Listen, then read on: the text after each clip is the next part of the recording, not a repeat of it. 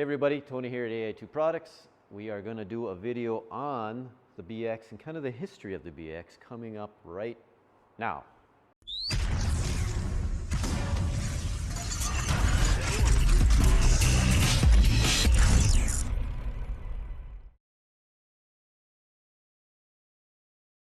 Our BX is being traded in for a new machine, a larger machine as well. We're going to the 01 series now. So as kind of a farewell to this sweet little machine, we're going to kind of do a little bit of it's like a going away video, history video on the BX in general, and kind of where it came from, how it's become such a popular tractor, and why it's such a great little machine. But this one right now, this is a 2016 model, BX 25D-1. So it's basically this tractor started out as a 2370 and then became, at the factory, they take a 2370 and they do the backhoe conversion to it. So they do add some extra gusseting to the frame. If you look at this BX or any loader backhoe tractor BX, you'll notice there's some extra, this mount that runs all the way back behind the rear wheel and ties into the rear of the frame.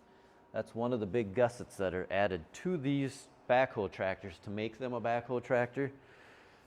Then there's the mounts, which you can kind of see through here. If you have a tractor, you'll see what I'm talking about. But there are mounts that are obviously bolted into the back of the frame to allow the backhoe to attach to the tractor. And then they add the Power Beyond kit, which is your hydraulics, so that lets you have hydraulic flow to the backhoe itself. It's got its own independent valve back here, but it's just running an open circuit through.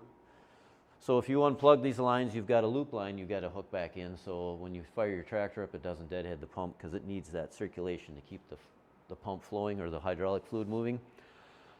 So that's when you come into a backhoe tractor versus a non-backhoe tractor. Can you convert a non-backhoe tractor to a backhoe? Sure, I mean you can do it, but if to do it right, you should just really buy it, because these do have extra gusseting, because if you don't put that in there, that extra gusseting that these things come with, and they've all been that way, not just this BX or all the tractor loader, TLB tractors, tractor loader, backhoe tractors, what that stands for, they all have this extra gusseting in them to keep from bending or breaking the frame, because there are some makes out there where that do not have that have issues with frame failure because of that. So Kubota really designed this thing really well to handle backhoe use, and it's the #1 selling backhoe tractor out there. I don't think anybody even comes close to what Kubota sells with this in the backhoe version, and even the non-backhoe version, they are still the top selling subcompact tractor, because you've got, this falls under the subcompact tractor line. But let's kind of go back into the origin of the BX. I mean, it came out in '99, and I believe, and I don't know this for a fact, but kind of your pre-BX would have been this B series, the 1700, 2100, 2400. And if you look at this, it's got kind of the BX hood, the BX layout, but that's, I think, you look at, some of the dealers would know this better than me, but that is what I would say, because this brochure goes back into 95 or late 90s. So this is probably what was available prior to the BX becoming available. And this had horsepowers that were the same. You had an 18 or a 24 horse, a 21 horse, and then a 17 horse. So kind of like your BX 1800, 2300, 2600 series. So they're in that same, I guess, horsepower range, and they're using some of the same engines as well. And we'll get into that because there's different engines for different tractor sizes, which is fairly unique. I think BX has, or Kubota has always done that. Some of the model, or some of your other manufacturers use one motor and they just turn it up or turn it down to get your horsepower ratings, but Kubota doesn't do that. So we'll start with kind of the one that started it all, the BX 1800 and 2200, and we'll try to get pictures of this on the video. You can see that. I've got all the original brochures from this stuff, so I'm kind of a brochure junkie. I collect this stuff I was collecting this stuff before I even got into tractors, or before I got into building stuff for tractors. But you can kind of see in the picture here, you get a 1700 next to the 2200, very similar tractor. And the BX is what you'd consider a full frame tractor. So the frame runs from front to the back. The transmission is bolted to the frame in the back. There's a drive shaft that runs between them. And of course, we all know about the BX and their notorious cooling fan issue with breaking off of an impeller and then having to change that, which is kind of a nightmare. But it's a pretty cheap fix as far as the fan. I think it's $10, $12 for the fan. It's just getting the fan out. That's killer. But we started with the 1800, 2200 series, and the 1800 was basically an 18 horse. The 2200 was a 22 horse. Hence, I guess that's where they came up with that. Now the model number on the 18 horse was the D722 model, so it's a smaller displacement motor. The 2200 uses the D905 engine, so that's obviously a larger displacement motor. So we're talking 900 cc's versus 720 cc's. I'm just rounding just to keep it simple. But that's kind of where it started. And I think these were available from like 99, I think they came out with that, to roughly the 2004 range. I should have looked up on Tractor Data because they're a good resource for finding model years or model the year runs as far as when they were built from when to when. I didn't do that, so my mistake. But we initially started here, and this is what we'd call our Generation 1 BX. So there were two different series in the Generation 1. You had the 2200, and then you had the 30 series, the 2230 series, and the 1830. And they also threw in a 1500 series in that, which they just called the BX 1500, which was actually a 15-horse, two-cylinder diesel engine. But it was the same basic dimensions chassis-wise. Actually, it was about 2 inches shorter, 3 inches shorter, no, 2 inches shorter. And I think the width was actually the same exact width, but about 2 inches shorter. And they did use a different front axle on those. They went to it was a slightly smaller front axle, and the 1800 series also uses a slightly smaller front axle. They probably use the same. The 1800 and the 1500 were probably the same front axle. But it is, I believe, the same transmission in the rear. And I do also believe the tires are a hair smaller on those. So I'm going to be looking back and forth at this. So it does, if it gets a little boring, too bad. Your loader option and that's where the origins of the BX23 came out. Our 2200, we also had a BX22. So that was the BX22 was our very first tractor loader backhoe package, which for some reason is not in this brochure. But then we went to the 30 series anyway. So they made a couple updates. I think the biggest update was they made the hydraulic control stay on the tractor now versus on the 2200. The hydraulic lever actually stayed with the loader. So when you took the loader off, the valve came off. On the 2230, the loader, the hydraulic valve stays on it. You can see here in the picture it's still on the tractor. And then they updated, and I don't know what all the updates were from a 30 series. I mean, the dash has been updated, the hood's been updated, the lift capacity still staying, still the 210 loader. They updated the graphics a little bit, but overall it was basically a slightly improved version of the 2200. But then we had two different motors for that one. We had the 905 series engine, which is the exact same displacement as the 902, but the 23 used the 905, the 2230 used the 902 engine, and the 1800 used the 722 engine. So I'm not sure what the difference between a 902 and a 905 is. Maybe somebody out there would know the difference, but they have the exact same spec as far as displacement, horsepower output, and everything. And those are 22 horsepower engine, 16.7 PTO horse on those, on the 2200 and the 23. But that was our original BX23, and now they have the 23S. And I still haven't figured out why Kubota decided to reuse that number and add the S to it. So, but that's what they did. And they also, one of the funny things is, you know, the 23S, they made this update with the backhoe. And they went to this new latch system that ties the loader on. The funny thing is, if you look at this, it's the same latch system they used back in the day. I don't know if you can see that, and we'll try to do it. It's probably an improved version of that. But after this, they went to just a pin that goes through. But this also on the 23 has that same kind of like door lock latch system. So it rolls into place and then just locks itself. So this was kind of something that they must have dabbled with it, had problems with it maybe, and then re-engineered it for the new 23S. But the original 23 did have that same setup on it. And then they ran the BT600 backhoe on that one. So now we go from our Gen 1 machines to the Gen 2. And I don't have the original Gen 2 because the 2350 was our original Generation 2 machine. And that went from the 1850, 2350, 2650, because then they offered a 26 horsepower version at that point.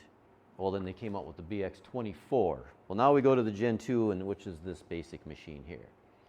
Drastic update, huge update. And that's probably your Generation 2 machines, which is what this is probably your most popular BX out there, because they sold that machine was the longest model run of the BXs so far. I mean, the new 80 series has probably been out since end of 17, I think is when they came out with that as an 18 model, so it's really only been out about 3 years. It actually was out and available in Canada before it was available here for some reason. So that's where we kind of move into those machines. So now we do add a 26 horsepower version, so that motor becomes, so now you're running the D722, which is in your 1800 series. The D902 is in your 2300 series, and that includes the 25D, BX24, the 25D-1, and the BX25. There's different models of those. And then the 26 is the D1005 series engine. So it's each horsepower, the cubic displacement increases. So even though it's maybe a 1 or 2 horse difference, your torque level is increasing. Because I got the torque figures here. It's like a D902 engine. Has 56 foot-pounds of torque is what it puts out. That's what Kubota rates that at. Now you go to the D1005, and now you're bumping up to 60 foot-pounds of torque, which doesn't sound like a lot, but when you use those two tractors, and I've talked to a lot of guys that went from a 2300 to a 2600, they all say, PTO-driven things, you notice the horsepower difference. Loader work, really no difference at all, because at that point you're just spinning a pump and you're running the wheels back and forth. But when you get the extra drag of a mower or a tiller, or a brush hog in the back, that's where you can feel that extra horsepower or that extra torque kicking in. Because now you're going from basically 23 horse, I think that's it's 23 horse on the 902 to 25 and a half horse is what you're getting. So you only pick up a couple horsepower. But you're also, and your PTO horsepower is really pretty close to the same, basically it's the same. But the torque, I say at that, is different. Now what it is on I don't have the numbers for the D722 motor. I couldn't find the torque spec on that, but it's obviously probably in that 50 foot-pound range.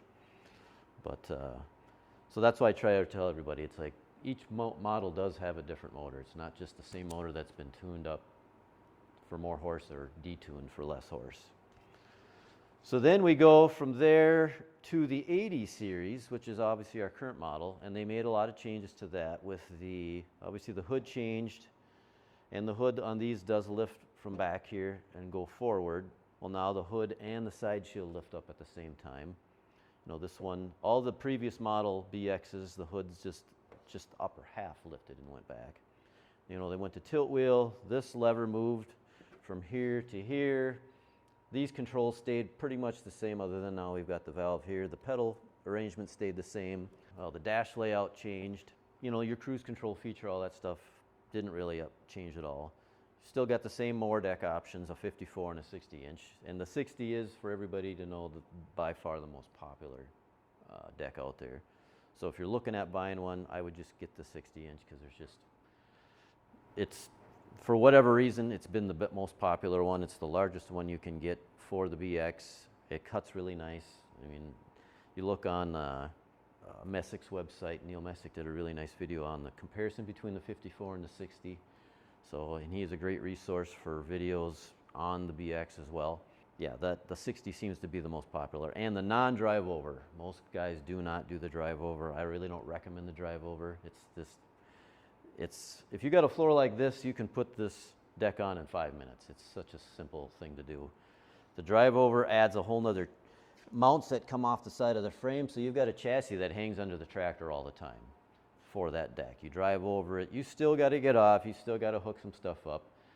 I think by the time it's all said and done, you're shaving off a minute, if that. But like I say, this thing goes on so easy, it hooks up so nice, it's just not a problem. And you're not driving over the deck, which I'm not sure how Kubota is. I know Deere has had a lot of issues with their drive over decks. And the biggest thing with drive over decks is you got to kind of take them off out in the grass. Because if you put it on a floor like this and you try to drive over it, it just shoves it or pushes it away. So it's like, I'm not exactly sure how they recommend you do that on a solid concrete ground or a floor like this. But most guys I've talked to that have had them are like, yeah, I had to take it out in the grass and put it on in the grass so it actually will sink in and stay in place. So I'm sure somebody will call and correct, say, you know, this is how you do it, which is fine. But now you take it off out in your yard, then what do you do with it? You just leave it there, or do you somehow get it back into your garage? I'm not sure. I haven't quite crossed that bridge yet, but this is by far the most common deck, just a straight, what do you want to call it, non-drive over. I don't know what they would call this, your standard 60-inch. And the biggest thing with these to make them cut nice, and it's any tractor, but make sure they're leveled properly. The dealer's supposed to level them. They don't always do that, and that's just more of a dealer thing. But I wouldn't hurt just to check it to make sure it actually sits level, because these decks are suspended decks. And that's one thing we'll get into on the other model tractors, but they are a suspended deck, meaning the deck is always hanging from the tractor. It's not riding on the ground. The older tractors, and so a lot of the older decks, actually, you set your cut height by the gauge wheel, and they usually had a castering wheel on the front, just a standard roller wheel like that. And that was how you set your height. So you just lifted it up, and it went down, and the deck would actually follow the ground and not so much what the tractor was doing.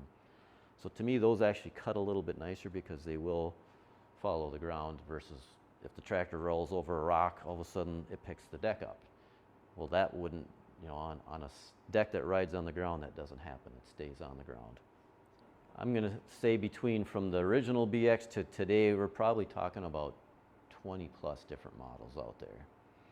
And if you go on our website to find something, there is obviously you got Gen 1, Gen 2, Gen 3, and I'll just say again that that's not a Kubota thing, that is an AI2 thing that we came up with just to separate the machines. But if you put your cursor over the top of whatever model or generation, all the model numbers will pop up. So if you're unclear of what generation your machine is, just ride your cursor over top and all the model numbers that pertain to that generation will pop up. So it should help clarify that. And then if you go into the product section itself, I think at the top of that, all the model, if you just click Gen 1 products, there should be a section on the top of the page that just shows all the model numbers again that pertain to that generation. So I do get a lot of people that send inquiries are like, I'm not sure which one mine is. So it's like that is, as soon as you put your cursor over top of that, you'll get a pop-up that shows all the different models. And no matter which one you click on, it all takes you to that same spot. So it really doesn't matter. But, so no, that is kind of the overview of the BX and kind of the evolution that it's gone through, why it's such a popular tractor. And it's just been a super great package. The size, the biggest thing that makes it so popular, I mean, of course, Kubota makes bigger tractors that have more capability, but the size of this thing has just made it like, it's a very unique, it fits into a super niche. And I've got a lot of guys or customers of mine that make a living with this tractor. It's mainly backhoe guys, but there are guys that just have the tractor and the loader still doing a lot of side work. And it just is very accessible because it's only 45 inches wide. Can't remember what it says on the spec here. I think it's 44 and a half. with turf tires. So it's basically 45 roughly. I think with the R4s it's 45. But that just makes it such a nice machine that you get in and out of places that the bigger machines just won't get into. And it just doesn't leave, it's light enough that it doesn't leave any marks or impact the soil if you're on soft ground or grass. It just doesn't leave tracks in the ground. So it just does a really nice job that way. And I do have some customers that also have mini excavators, and I've asked them, like, does that mini excavator replace the BX? And they're like, no, and there are still jobs where the BX is still a better machine. And it's more when there's a combination of work.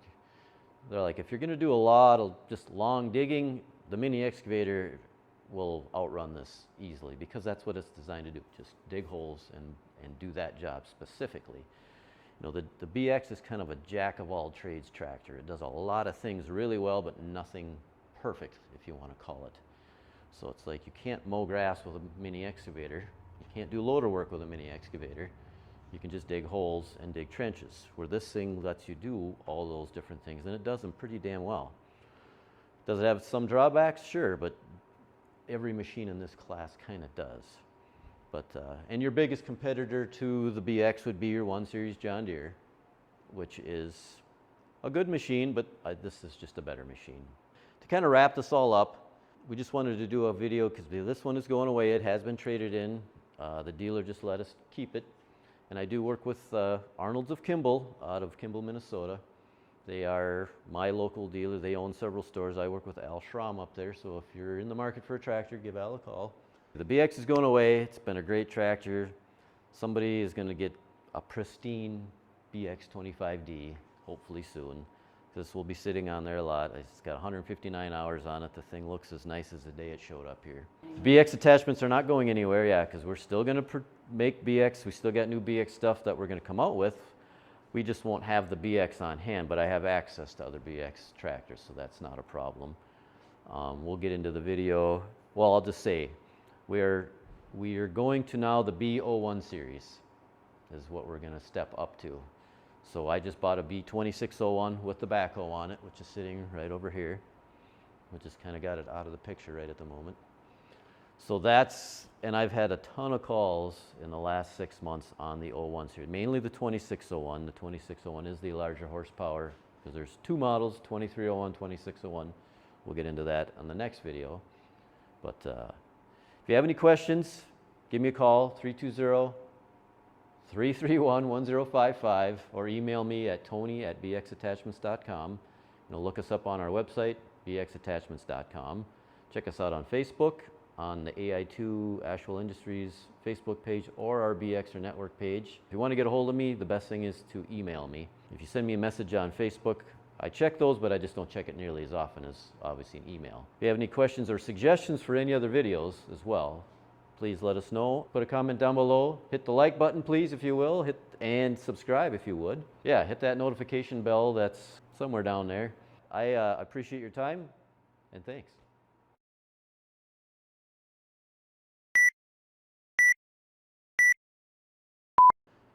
And our daughter's now poking in again. Excellent. We found that now. Okay. All right. Awesome. Thanks, honey. You didn't raise your hand like you were supposed to do and wait to come over here, remember? I just saw that you looked at me. Well, I can't help but look at you because you're such a beautiful girl. So you can look and just wave at everybody, say hi. Hi. Can you wave and say hello? Being you walked in here and graced us with your thing. Well, thanks for pointing that out. We'll take care of that a little later, okay? I knew she would find it. Yeah, she's just good at that stuff. I guess I didn't have quite the eye for it, but I'm glad you found that. Okay, babe. Back. Step out that way. Yep. We'll get to that in a little bit, okay? Thanks, honey. I think she does that on purpose. So, where was I?